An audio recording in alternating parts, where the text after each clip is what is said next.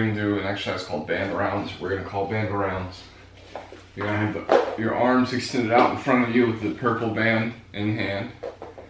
We're going to kind of Superman up, so kind of flex everything, hold us up, and go around full range of motion over our shoulders, touching our butt with the band.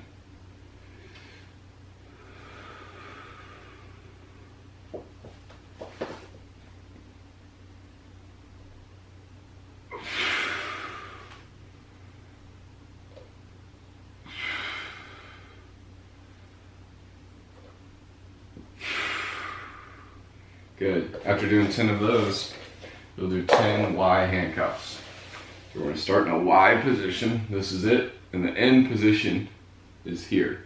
Each time we come back, we want to switch which hand's on top. So my left hand's on top now.